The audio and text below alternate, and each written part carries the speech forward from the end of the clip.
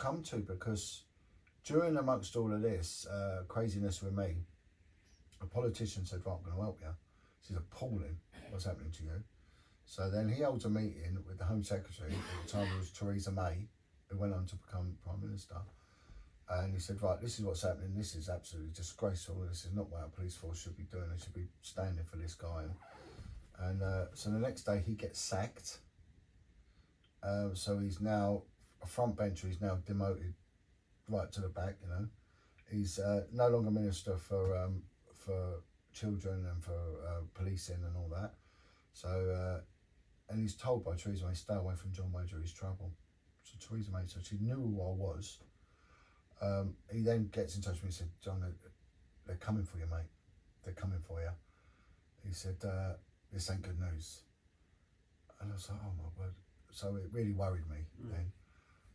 And then in amongst that, one of my children, so 2 had left school and 2 were still at school. One of them is involved in an accident and he's injured so badly that he's not going to survive. So he ends up on a life support system. I get called to the hospital and he's going to die. That's it, he's going to die. His injuries are just too bad for him to survive. He makes it through the night. He then spends the next 3 months in intensive care. And it's not good, right? He's paralysed from his eyes down. He's a young boy, young kid. His eyes down. One evening at night, I go up there. I've got no money. I'm relying on handouts, really. I made it to hospital, go and see him, and his conditions got worse, and I go home, and I'm thinking, that's it, enough's enough now. So I get home, and for some reason there was a beer in my house. I didn't even know where it come from, and I opened the beer. I hadn't drank in ages, and so I was thinking, oh, it's so nice, drink this beer. And the phone goes, it's a hospital. I said, can you come back? We need you. And it's miles away. This hospital's in Cambridge. So I drive all the way to Cambridge, and miles away from it. I get there, and I've no petrol. I don't even know I got there. And when I get there, I go to the intensive care. There's 3 consultants there, and there's like convalescence room. So spending so much time in that ICU, all of a sudden you become like quite a tight community. But the next day you might come in, and one of the family members gets called in the room. You never see them again because you know their family member's dead. Yeah. So the death rate in them ICUs is horrific. Most of them die, you know, and a consultant said most that come in here die. You know, they die of pneumonia, ventilation problems, and this was a neurological spinal unit. And they would say, when I saw this COVID thing, you ventilate someone, they die. As simple as that, you know. So I get called in, they say, I'm really sorry, we've lost your son, he died. He went into cardiac arrest, he's had full organ failure, got sepsis, his body shut down. We've done 7.5 minutes of CPR on him. You know, it was so brutal, they've broken his ribs and everything. If he was paralysed then, it's even worse. His spinal column is ruptured. But however, we found a brain algorithm. He's been without oxygen for 7.5 minutes, possibly 10. But legally, we've got to keep him alive. And they asked me about organ harvesting and all that. That's probably the reason he was kept alive. And they said, we're going to give you 5 days. And then he was on full 100% life support, 100%. Horrific. It was tubes and pipes and everything. It was absolutely horrific. And he wasn't there. His eyes were shut. So I stayed for 3 days, and I ring up my contact with the police, my welfare contact, because I'm now banned. I'm such a threat to police because I threatened to burn down Scotland Yard, and I would have done, to be honest, I would have done. And I threatened to slice a commissioner's throat, you know, and I would have done, you know, no two ways about it. So I'm now also threats for criminal damage to endanger life, and I'm also getting done for threats to kill the Commissioner of Police. So it's all coming on top. Yeah. And so from there, I say to my contact, tell the Commissioner that please, you've got to leave me alone. My son's going to be declared dead in a couple of days. I need time to process this. I'm fucked, you know. enough's enough, and I'm not a man that anyone should be around. You know, I was actually someone who was at his lowest. I'd lost it all. You know, that level of loss you can't comprehend it. It's just, I've got nothing. I've literally nothing. The only thing I've got now is prison. My other kids are going to go into care because I'm probably going to go into prison. My youngest one, my other two, probably won't. There's no way they'll be able to be in that house because there won't be no money, and I'll be in prison. And this is for what I stood up about people raping kids. You know, no Kashmiris involved in this one. These are all white, Jamaican, and everything else. Like. So I then on the third day. I'm in the hospital. I've been there for 3 days. My friend said, look, I'm going to tell the commissioner, don't worry about it, John. You should leave you alone. Ring my mum. I said, look, I'm going to tell him to terminate the machine. 3 days now. It's getting worse. You couldn't get any worse. His blood had coagulated. It was all awful. And I said, yeah, we're going to have to say goodbye. And that's it. So they do a bit of personal care. They come and clean the tubes, and there's just pipes everywhere. He's in his own little room in this ICU anyway, massive equipment. And there's a chapel of rest. There's this multi-faith room, and I'm angry and I'm upset and I don't know where to go. So I let him clean my son, and I'm thinking, I'm going to go into the chapel. I'm going to have a prayer. I believe in God. I'm a Catholic at this point. I believe in God, and but I don't understand why perverts live and why coppers who do nothing really. You know, they look good, they shine seats with their asses, but they're not helped like I've helped. And because I knew these other coppers had suffered as well that had helped the kids, I was just thinking, God, how can God allow this? You know, kids have done nothing wrong. So I said, right, I'm going to pray, and then I'm going to go back and I'm going to tell them, stop the machine, stop it, just stop it. That's it. And I'm going to say goodbye to my son. And so I go in there and I get really angry. And it's like a multi-faith prayer room. And there's a Bible and a little altar. And then over there, the Muslims have got like Mecca corner, I call it, with their mats and that. There's some guy, Islamic guy, there doing his prayers to his God, and then the Hindus have got their little bit, and you know, and these doctors are coming in and doing their little prayers and lighting their little candles and that. And I started mocking them, and I wanted to fight. I was angry. I wanted to fight, so I had to go to the Muslim guy and say, "Stupid God, what a load of rubbish, and you're not rape kids," and I was being horrible, you know. A black guy come in, I shouted at him, said, "Why do you not leave kids?" And it's because of you not leaving kids at all this, you know. So he got some. And then some Hindu woman came in, and I sort of mocked her, got stupid gods with half elephant, half this, how's that, you know. And then I looked at the Bible and I started mocking God, you know, saying, well, what's all this about, you know, kids getting hurt, kids getting cancer, kids dying. Usual atheistic sort of rant, really. Why do you allow this? And look what I've done, and how you're just punishing me. I said, you know, really, how are you, the shepherd? And all that. And I got the book and I just threw it down, and it opened on the book of Matthew. And I just was drawn to it. And it's gone about the shepherd, Jesus, and you know, going out after the one sheep, leaving the 99 sheep, going after the one that wandered. And I'm thinking, these are these kids that get caught up in crime and don't listen, and they wander off.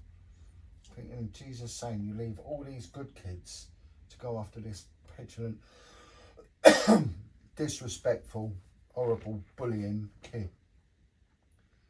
I think, ain't even his kids. Jesus never even had kids, and he's going after that. I mean, he's got a heart, this guy, to do that. And I started softening, and I'm thinking, shepherding back then, it would have been horrible. It would have been wet, cold, miserable, you know, in a minute, not like the comfort of today. It would have, I'm thinking, Jesus was prepared to do that. And I just started thinking, this guy's quite something, you know. And then I get the book and I'll just start flicking it, and it opens on the book of Psalms, Psalm 23. And I'm reading it, and it's quite a well-known psalm, you know. And the Lord is my shepherd. I'm thinking, shepherd? Again, shepherd. And it says, you lay a place for me at the table of thine enemies. I'm thinking, I've just sat down all my career with my enemies. And he said, you will fear no evil. I'm thinking, I've sat with people covering up child abuse, people that probably, anyone who covers it up, I think is involved in it. People that worship things and not people. And I'm around these people. And yes, Jesus has put me in the belly of the beast. And I'm still here. And as far as we know, my son is still there. Although he's clinically dead, there's still that 0.00% that he's still here. And I started thinking, and it says, as I walk through the valley of the shadow of death, I will fear no evil. And he's telling me, no matter what they threaten you with, you don't fear no one.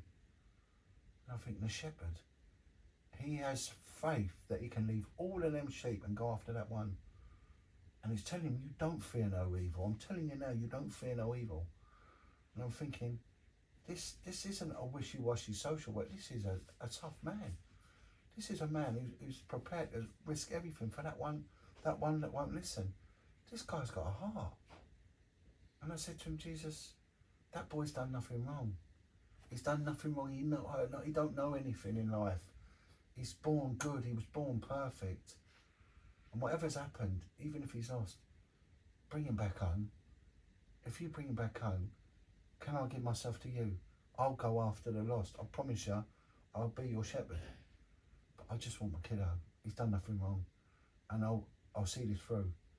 And I won't fear the evil, because I was near to giving up, you know. I said, I promise you, I'll go out there, and in the cold and the rain, I'll see this through. The world needs to know what's gone on. And I just felt this peace come over me. It's weird. And this strength. And I went, right, now it's time to say goodbye. Whatever comes of this, life comes and life goes. If that's to sacrifice my son, then I'm going to have to live with this one. I'm going to say goodbye. So as I went out, I saw the black guy who shouted out, and I said, I'm really sorry, mate. I'm losing my son. And he put his arm around me. Went, it's okay. I said, I didn't mean it. I really didn't. I'm angry. He went, it's all right. And I thought, oh, I'm glad he's, because security got called and all that, and the security guard, the black guy said, no, look, his son's, they're going to turn the machine off, and they were calling me. I said, look, I'm going to leave. Can you just let me go and say goodbye to my son?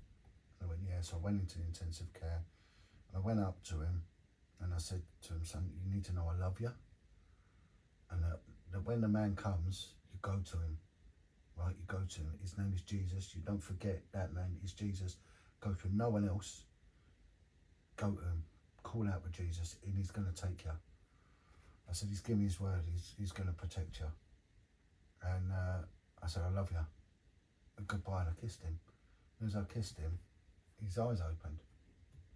And then this machine started going beep, beep. I said, what? And I looked round, and I went, and his hand was there, and I held his hand. I said, grab my hand. He grabbed my hand. Thinking, his spine's working. Because his spinal column was 96%. It was like that. It was, anyway, paralysed from the eyes down. And all of a sudden, he's grabbing my hand.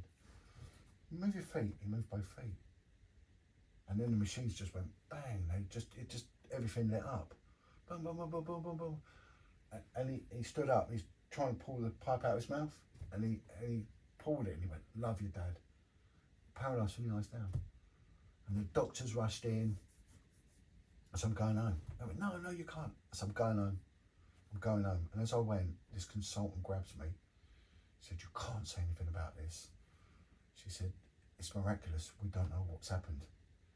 She said, get him out. If he stays in here, he'll die. She said, get him out as quick as you can. I said, I will. She said, you promise me? I said, I will. She said, this shouldn't have happened, right? It's an Australian consultant. So I go home, and I get home, police wait for me, and they arrest me for child neglect. Two detectives. Because where my friend had told the commissioner what had happened, right, they'd been waiting for me to come home, and instead of leaving me alone, as far as they knew my son was dead, they arrested me for child neglect. And I went mad. I just went mad. I was a different person. I just said, you've got to listen to my story before you do anything. And I went to take my kid into care, my youngest one, 15. because he'd been left home. Yeah. But with my 26-year-old, so it was nonsense. So it was a stitch up, and there's nothing saying you can't be left anyway. So your home, your job, your children, that's what you'll do, take it in. So that was their goal, to take my kids in and get me in prison and shut me up, because they didn't want this ever getting out. But something was different. God had intervened, right? And I'd seen a miracle. I'd actually seen a miracle. So I said to the guy, you need to get as many officers as you can down here, because you lay one finger on my son. I said, I'm going to bite you. I'm going to stick my finger in your eye. Whatever your techniques, however hard you are, I said, my teeth will rip you up. I said, I'll smash you both up. I said, there's knives next to you there. You're getting them in the guts, everything. To touch my kid is, I said, you've got to get them down. Get armed people down there, because you're going down. I said, you've no idea. And this guy looked at me, and one of them, he gets on his radio, and he said, more units. And his mate went, no. He said, what's happened? And I told him. He went, right, okay. He said, look, this is a memo we've been sent by the Met Police. So the commissioner sent a memo to Hertfordshire saying a list of kid at home alone, no food, no nothing. And there was all food there, was everything. He said, you've been stitched up, son. He said, you've had enough, haven't you? I went, yeah. He said, I ain't touching you. He said, I ain't touching you. He said, this is a lie. I said, can I have that bit of paper? He went, I can't do that, but here's the number, the log number. Look at it now, read it, it's all there, And they'd lied, they stitched me up, so I knew their game now, it was confirmed. They left, they never touched me kids. Within 2 weeks, my son walked out of the hospital, He now teaches disabled kids snowboarding. He's a snowboard instructor. He works full time, drives, walks, can run, everything. You can see he's damaged. There's some paralysis. You can't believe it. And then I thought, right, well, and then the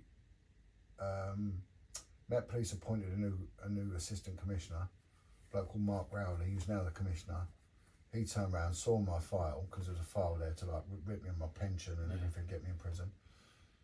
He went, well, I can't just write this off, it's got to go to the Crown Prosecution. So 9 cases went to Crown Prosecution. They threw everyone out, and that's it. There's no evidence. So they threw every single case out, and so that was what he needed. And he just said, right, this boy's getting pensioned off. There's no way I'm pursuing him. It ain't happening. And he just said, look, you'll get everything back, all your money, you're getting it all back. Restored everything, right? Got pensioned off. They tried to remove my pension, I couldn't, so all that got secured. They did a few other horrible things, but it just all got secured. And then one day I was watching TV, and there was an ex-criminal, ex-gangster talking, and he was in the care home, so I went to see him, and he said, work with me. He was a serious criminal in his day, a bloke called Billy Maloney. He said, well, come and work with me. Let's put the message out there. You've got an ex-criminal, an ex-copper. Let's do this, John. And so we did. We went round talking to people, started interviewing. And so I got to know Chrissy Lambriano and people like that. And at the same time, I started promoting it. God, this is God that's done this. We're up against evil. Started getting people that have been abused in witchcraft, in Satanism. So I realised the reality of that. Started speaking out about that. I've become the fastest growing podcaster on Facebook. I had 1 million followers a month, 1 million a month. I had more than one of the main national newspapers. I started giving talks all over the place. I started interviewing people that had come from crime but turned their lives around, but they've been sexually abused. So ex-armed robbers, ex-murderers, people of violence. I've become so popular that the motorcycle group started getting in touch with me, saying we want to support you. Ex-veterans started want to support me. Ex-criminals, we want to support you. So I decided to hold a protest about these cover-ups can't go on anymore. The government asked me to give evidence at an inquiry. I got the law changed regarding child safeguarding by nine new laws got brought in because of what I started speaking out against. And I've become unstoppable. And then the intelligence services got in touch with me and said, you've got to ease that up a bit, you know, because you're becoming a bit of a problem. So I said, well, what do you want me to do? So, well, your social media is going to get hit. So I went from 1 million down to 70 overnight, bang. Yeah, they did it. They told me, and they said, no protests, can't get involved in that. Not just yet. If you do, you'll be arrested and we'll be on your case. So that can't happen anymore. So they sort of basically attacked me on that level, but they told me what they were doing. And it weren't like the police. At least they had a gentlemanly side to them. They said, don't mess with us, Jon, whatever you do. You won with the police, but not with us. And it just, this whole world just exploded in front of my face, this new world. And I went on this crusade, as it were. And then I walk past the church. There's a bang on the window. And there's this Jamaican pastor. It's one of them happy clappy churches, like the black churches. Oh, yeah. And he comes up to me and he says, get in here now. And I go in this office and he went, what are you involved in? I said, I don't understand. What do you mean? He said, man, all I saw was a rabbit and I saw walls ripping you apart. He said, the walls are the demons and you're the rabbit. He said, them demons are going to rip you apart if you don't know who Jesus is. I went, well, I do know Jesus. He said, have you been baptised? I said, yeah, Catholic. He went, no, you've got to become a born-again Christian. If you're going to do this and expose evil, don't you do it on your own. He said, you'll lose everything. Yeah. You will lose everything. He said, I'm telling you now. He said, God's going to work on you. Anyway, and the next day, I get a message through, watch this video. And I watched this video, and it's a properly made documentary about an ex-Scottish gangster called Brian Knox. And he's a unit, right? He's an come from tough crime family, big scar down his face, become a Royal Marine, and then just a heavy enforcer in Scotland. He stood trial for murder twice and stabbed people, everything. He's just a crazy nutcase. But turned his life around and he's now like a preacher. So I get this video come through, watch this. So I watched it thinking, quite that was brilliant. And then an hour later, this Brian Knox rings me. And he's like, I need to see you. He said, you're in a lot of trouble. So I went down and I met him.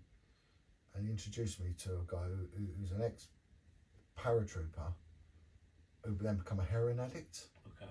Right? And got caught up in terrible violent crime, but has turned his life around, right? So there's these two guys, so an ex-gangster, an ex-criminal, who I used to despise, an ex-junkie who I used to despise, right? So we're going to baptise you in the sea. I went, you what? He said, yeah, we're going to baptise you. We're going to do it now. And so we stripped off to my pants, went in the sea, just in the sea, because it's down by the coast, and they baptised me in the sea, right? And prayed over me, and they went, you know, get strong now, go forward. Your people are going to be in touch. This is bigger than you know. Of course, Chris Ambiano, I just got in touch with him, and then he said, look, come and see me. So I did an interview with him, and then he worked at rehab centre, and so I went and raised some money for them and helped put people through rehab. The lay community, yeah. And then that opened a whole new world from him. And then a guy called Ez Catel, a really serious criminal from the East End, black guy, dangerous gunman, you know, been shot, stabbed, he'd done it to people as well. And I get asked to go and see him, and he runs a church in the East End of London. And I watched this guy preaching, and he was just something else. And it was just brilliant, the help he was giving to people. And then I realised his background, and he was just horrendous. Yeah. And he said, look, you need to hear my story, and told me his story, and it'd make a film. It was just unbelievable. And he went, look, we're being brought together, Jon, you know. You keep coming here, I'll help you learn how to pray and all that, and we've got to go out and do the work. And it just, things just started opening up like that. And then I get a call from a woman. I started dealing with people that have been abused in Satanism. and they had multiple personalities. So I started putting videos out, and I started getting messages saying that you're the only one speaking about this.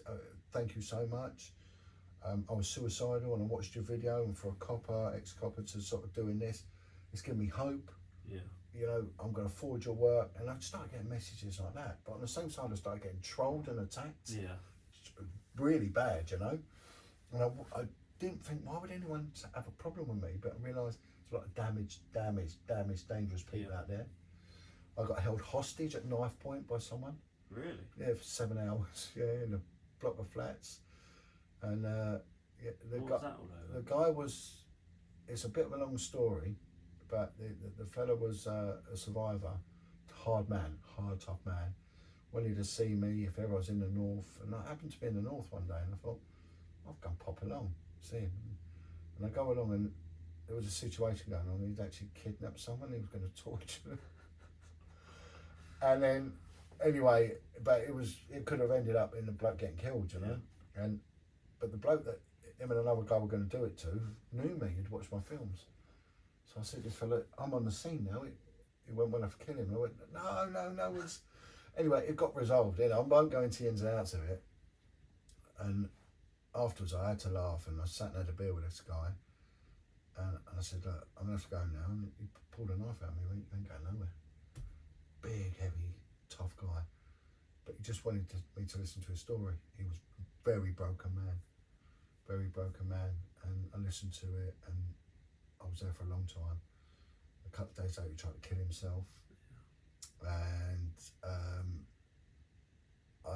it came up. So I can't remember how it came about, on social media or something, and all this message. He had actually recorded a message of him killing himself, and sent it to me on WhatsApp or something, and I had to get someone into his flat. I managed to find his neighbour through social media, found someone that lived in there, and I managed to get his neighbour, and got his neighbour to go in and climb over the balcony in his flats and kick his door in, and luckily they saved him. They reckon he was minutes from dying. Wow. I was on a train to Wales at the time, you know, and it was just, but he's gone on now, this guy, he's getting married, he's kept down a job for the first time, he's not alcoholic, and it's amazing. Yeah, well, the devil don't want to let people go. He wants you in destruction, he wants you in despair, but God's tougher than that, you know. He's tougher than that, and this is where we're at now. This is how it comes about. This is, you know, the way forward. But and it's amazing how I'm seeing the change. I'm seeing this strength that's coming out. And do you think social media is a big part in that as well, helping put a light on all these things? Or? Yeah.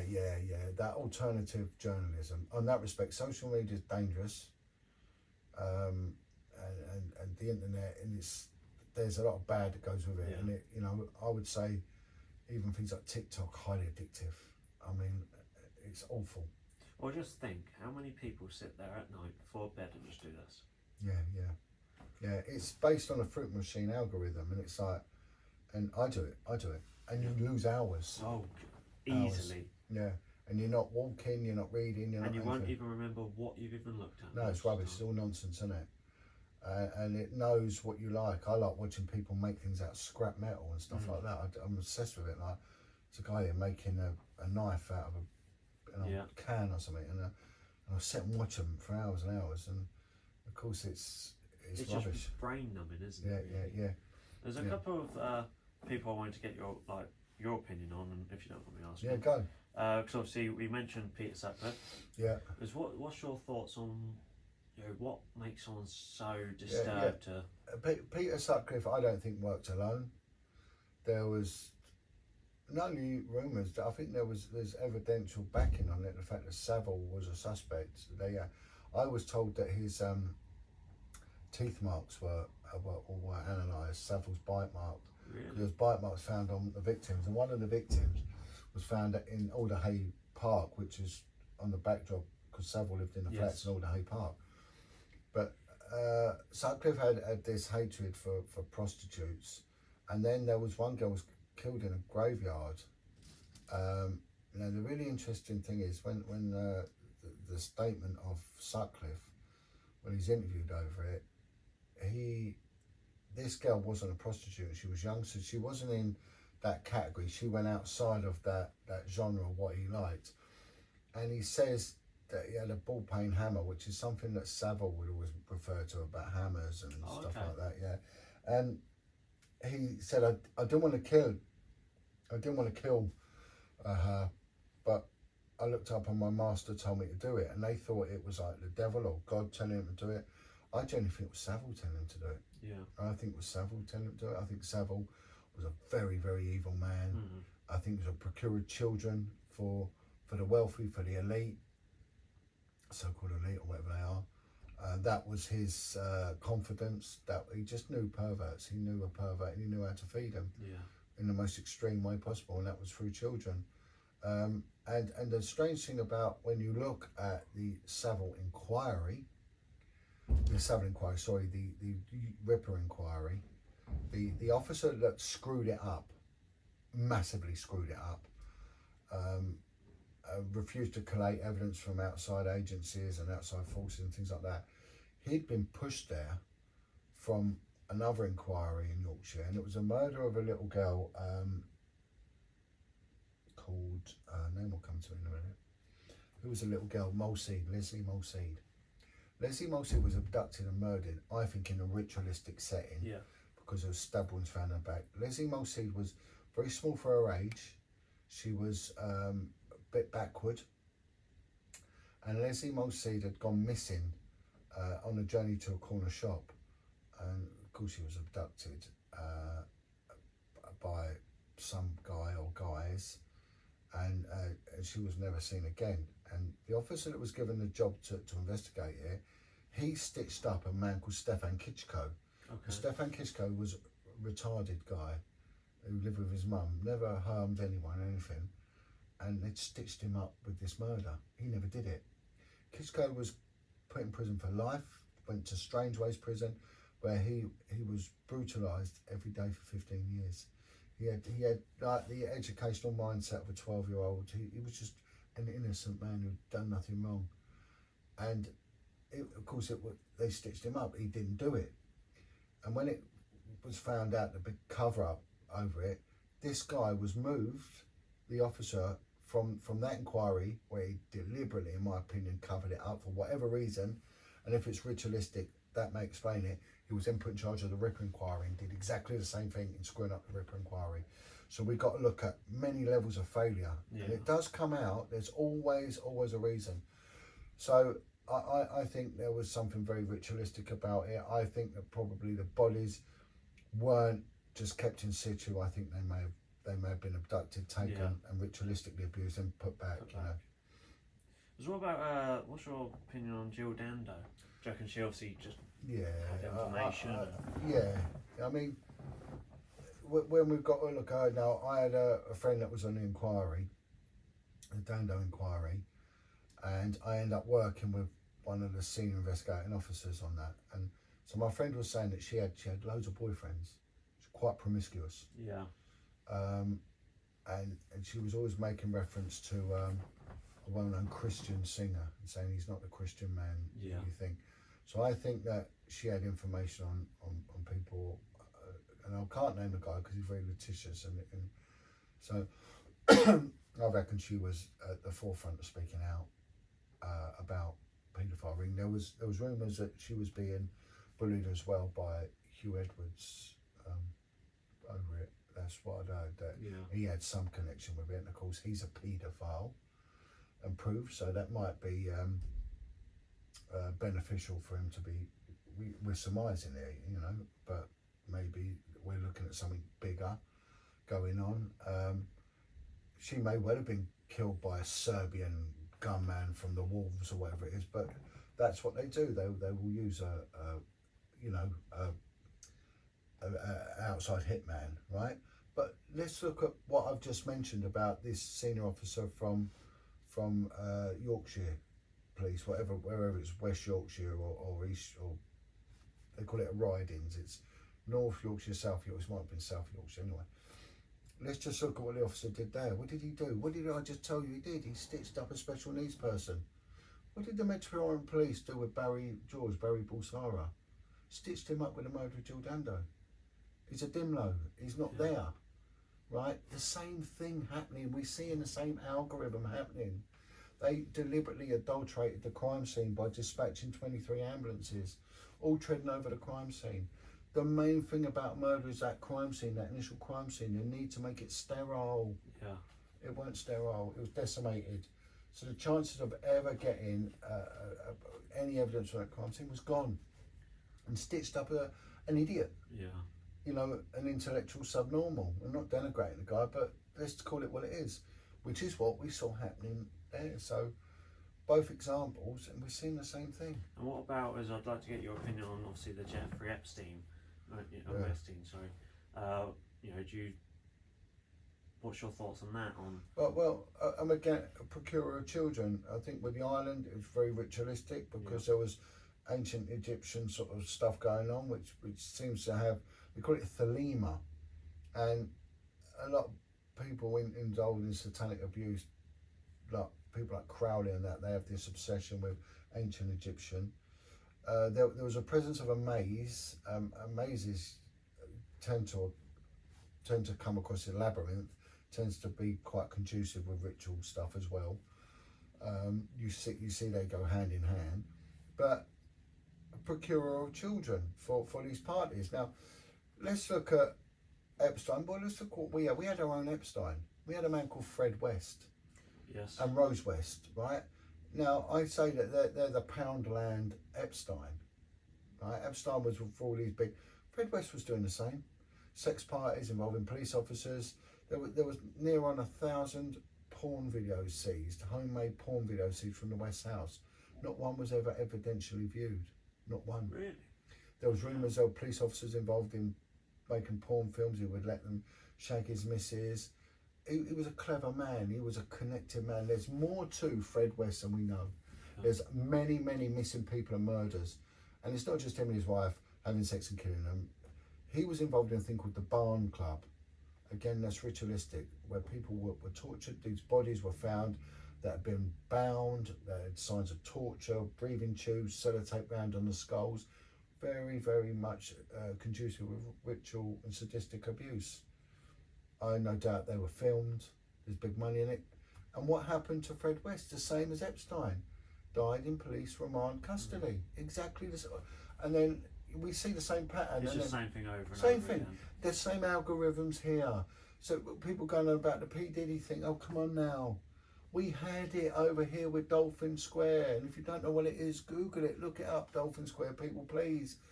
Parliamentary residence down the road on the Millbank next to the House of Parliament. Sex parties where kids were beaten, tortured and murdered. Books been written about it. There's the whole inquiry that went on for 8 years centred initially around that Elm Guest House as well, where the rich and the famous went to abuse young boys. One of them was a guy called Nicholas Fairbairn. Nicholas Fairbairn was the top QC barrister in Scotland. His girlfriend at the time, who was having an affair with him from her husband, was Esther Ranson, who set up Childline. Nicholas Fairbairn was on the guest list and indicated with the abuse of children at Elm Guest House, along with Cyril Smith and others, right? But Nicholas Fairbairn, when they had the Scottish Child Abuse Inquiry, he was named as one of the main abusers of the children's homes with the young girls, where we're going with another QC, Queen's Counsel, called Bob Henderson. Dirty Bob was his nickname. They were both alleged to be connected with a rent boy racket in Edinburgh, where a rent boy was killed. Nicholas Fairbairn QC was in charge of the justice system, the CPS for Scotland.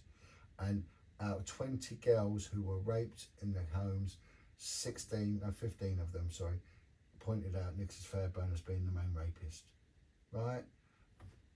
You know, so we've had all that. And where did it go? Government inquiry. I said this on someone's podcast. Well, what about the P. Diddy? I said, I'll tell you what, the government, the FBI, whoever their people are, will say, right, we're doing an inquiry, and they'll do exactly what the IICSA did.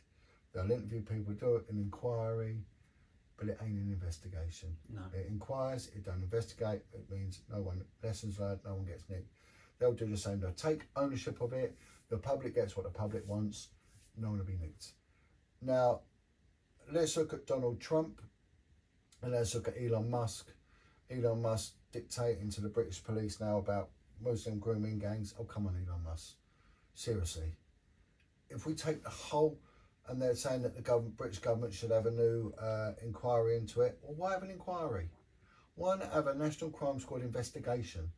Not into that, into all of it. Yeah. All of the cover-ups in Dolphin Square, Hope de la Garenne, Shirley Oaks, Beach Home, where kids were murdered and killed for sex parties and involving those high up.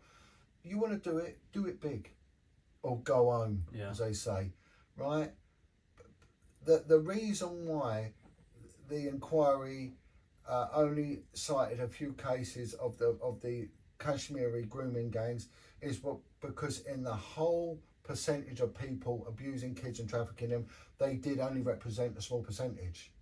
I worked in London, the most diverse place there, right? 80% of all serious and organised crime in London. So when it comes to child trafficking, London is the place, right? More kids, more care homes, more punters, elite and otherwise, right? Did we have Muslims grooming kids? Yes, of course we did. Right, of course we did. But they weren't the majority. There were white people, there were women, there were black people, there were Lithuanians, there were all sorts doing it. Come on now, you know what I mean? So when you look here and don't look there, and you're told to look at the minority, not the majority, the micro, not the macro, you're missing a big trick. So Donald Trump, children are our future and all that. Well, if that's the case, why are your boys not dragging bodies in from the rich, the famous, the elite? Why are they not bringing them all in, nicking these celebrities? Which is what I would have done. Yeah. Public gets what the public. Let's shatter the illusion of idolatry. Looking at these people like Lady Gaga, Madonna, and seeing them as artists. No, they're not artists. Look at them for what they are. They're clearly showing you that they have a penchant for demonic worship. They're clearly showing it, yeah. You know, there's no supply that those that won't see. And I'm very suspicious of it. Very suspicious of Elon Musk's comments. Anyone who exposes child abuse and organised child abuse, Pakistani, otherwise, whatever, good on you. Brilliant. But look at the bigger picture. Yeah. Look at the 80% and not the 20%. And you're going to get it. Most of it's in the homes, you know? And that's where it is, you know?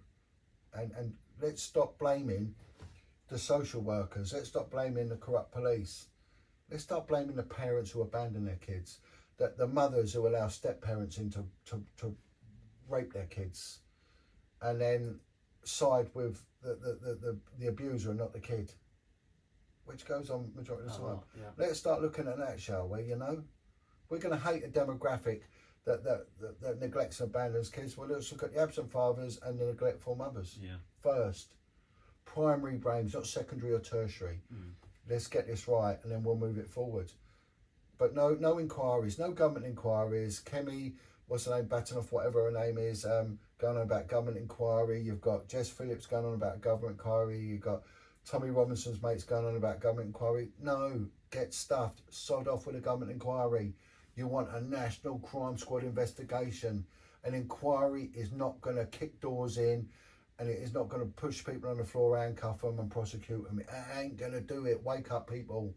We want a National Crime Squad, seriously tough, dogged individuals that are going to go and they're going to batter the paedophiles and hand them in, you know, and get them. And it's a shame that we rely on civilian paedophile hunting groups to do the job the police should be doing.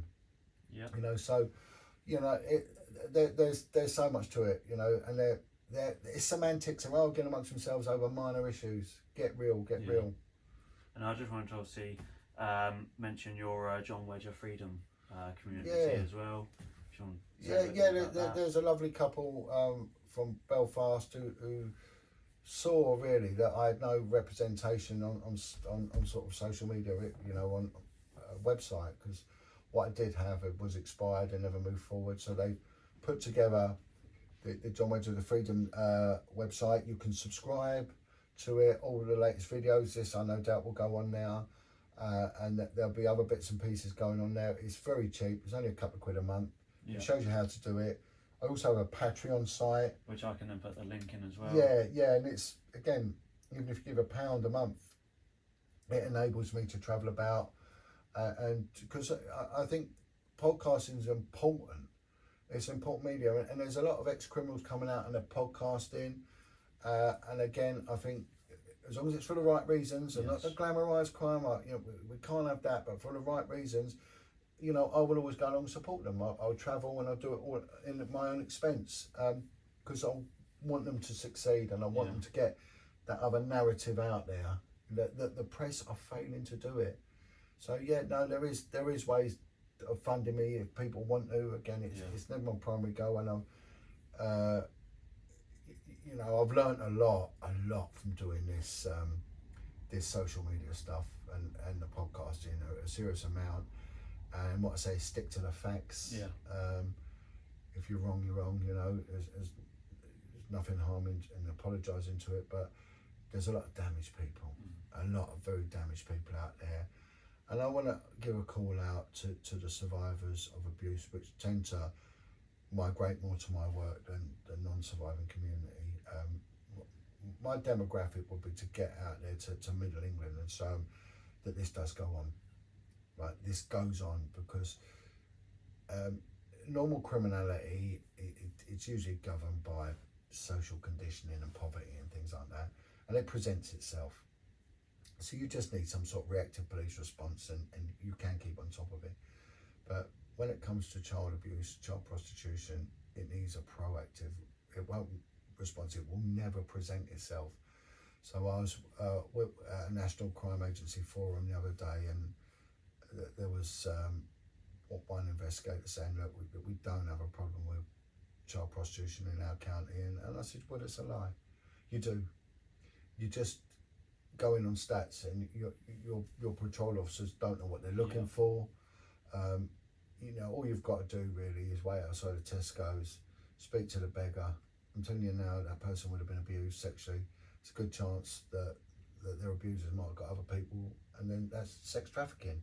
And there's a chance that they might be an adult now, but those doing it ain't going to give up. They're still doing it, and they'll be doing it to other kids. It's so easy. It needs a proactive, stoic response. These officers aren't doing it. They're incompetent. There's a lot of laziness. They're recruiting wrong. They're not training right. And it's just, if you don't look for it, you ain't going to see it. If you don't talk about it, no one knows about it.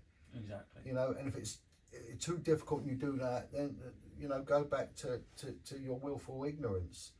But it's Middle England needs to wake up. The white middle class of this country need to wake up to really what is rot in our society. They really do so. And we do that by this, getting the message out there. My call out is to survivors that it's not your guilt, it's not your shame. Speak out. Speak out. Go on these things, speak out, do class actions, go to the police. As rubbish as they are, unfortunately, they're all we got at the moment. Until an alternative appears, or they go back to old values and bolster themselves, that's what we got. I want to call out to paedophiles. It was done to you. Stop it. Stop it. Go to the police, tell the police what you've done. Give them information on those that do it with you. And you're ruining lives, you're ripping souls out of children, souls you're ripping out. You people are creating hell. You are creating drug addiction. You are creating woman beating, suicide, heroin addiction, everything. You're responsible. You paedophiles are responsible for it. You know what you're doing. Go to the police and tell them all that you've done and all the others that are doing it. Redeem yourself, because you're going to hell. You are going to hell. The Bible makes it very clear if you take a young one away from God. And people feel that God wasn't there when they were being abused. God was there. It's evil that does that. And that will lead me up to my last call out. I call out to Satanists and people that conduct satanic ritual abuse. You are worshipping a liar. Your God is a liar, and it won't end well. Go to Jesus. Go to God. Redeem yourself. Put right what you've put wrong, and help protect the kids. You're being fed a lie. Don't do it. It's wrong. And that's it. And I just want to thank you so much for this opportunity. It's great. It's a lovely setup you've got here. So, thank you for your time. Thank you for your just in-depth, I can tell for you it's just passion. It's, you just want to help people, and I have great admiration for you. I was with a guy called Stephen French last week. aka the devil back in the day, heavy enforcer, world champion fighter, born again Christian, now just wants to help kids. Yeah. You know, it's just incredible what's happening. People turn, and they're the ones that will bring about change because kids will listen to them. You know, and they're not afraid to hit facts. Yeah. And sometimes it involves our own community. I've was approached by the Roma Gypsy Irish Travel Association. I did fellowship with them, a community I had no time for in the past, I'm going to be honest. Very negative experience with them. The friendship I forged with the people I met from there is lifelong friendship. I met wonderful, wonderful people that want to protect their community. They know the failings of their community, and actually this group aren't afraid to call it out. Yeah. In order to protect what they are. I know that there's a lot of people won't agree because of the reputation that gypsies have and all that, but I'm telling you now, they want to put their community right, and you know, they're doing some amazing work. I was very, very impressed with their society and what they're doing, and they've got an uphill struggle. That's brilliant. You know, so but years ago you don't get the police interacting with them on that level, but we're doing it now. Yeah. We're doing it. You know, and the judgment's gone, and we're sharing our stories, and we're doing what the press should be doing, and it's making a difference. The messages I get, you know, they're so encouraging. Yeah. And they don't stop, and that's what it is. No more suicide. Your life is precious. Don't do it. There is another way out, and there is always a brighter day. So please, no suicide. Don't do it. There is always a way out. Always. Suicide has never ever been the answer. It is not an option. So drop it out. Don't go there. You are loved, and I want to say that you are loved. God bless you all. Thank you so much. Thank you very much, Jon.